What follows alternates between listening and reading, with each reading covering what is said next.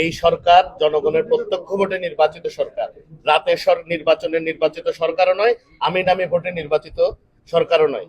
আমরা সকালে মাননীয় প্রধানমন্ত্রীর সাথে বৈঠক করার পরে ওনার সরাসরি নির্দেশনা পেয়ে আমি আজকে এখানে এসেছি এবং আজকেই 1300 মেট্রিক টন, রাঙ্গামাটির জন্য 500 মেট্রিক টন, খাগড়াছড়ি এবং বান্দরবানের জন্য 400 মেট্রিক টন করে ইনিশিয়ালি বরাদ্দ দেওয়া হয়েছে, প্রয়োজন আরো দেওয়া হবে এবং জেলা প্রশাসনকেও অতি শীঘ্রই মাননীয় প্রধানমন্ত্রীর পক্ষ থেকে আরো কিছু আর্থিক অনুদান দেওয়া হবে, যাতে কারণ এখন চাল পর্যাপ্ত আছে, আমার মনে হয় কিছু আর্থিক সাহায্য করতে পারলে সুবিধা হবে, এগুলো দিচ্ছে। এবং এটা যে স্থায়ী সমাধান, এই জন্য আমাদের সরকার, আমাদের পার্বত্য চট্টগ্রাম বিষয়ক মন্ত্রণালয় ঐকান্তিক প্রচেষ্টায় কাজ করছে।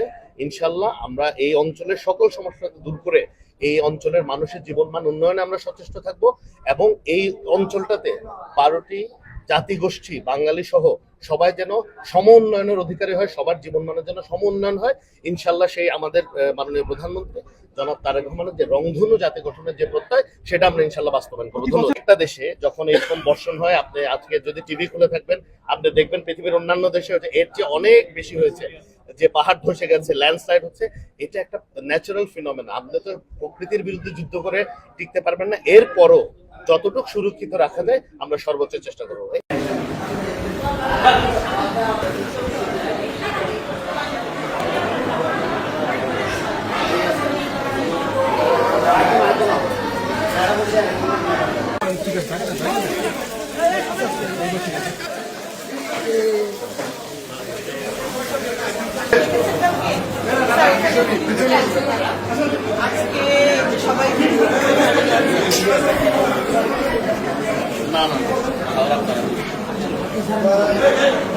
নিরাপদে আছেন তো, এটাই দরকার।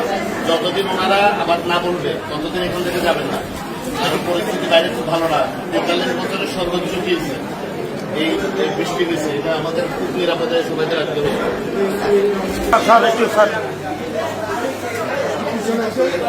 এই আর ফেরি আসে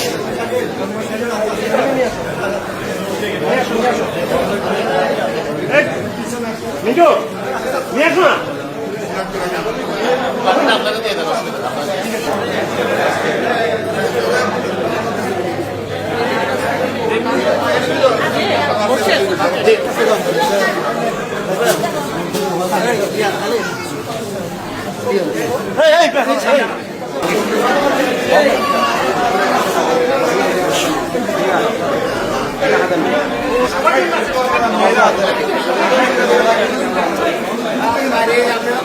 আপনার একটু পিছনে মহিলা আছে, বাচ্চা আছে।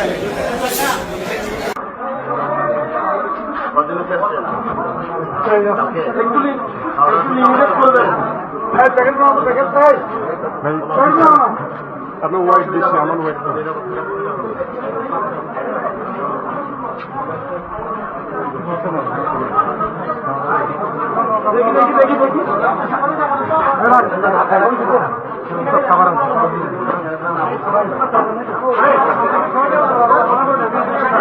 সাংবাদিকদেরকে একটু সুযোগ দেন, সাংবাদিক আমরা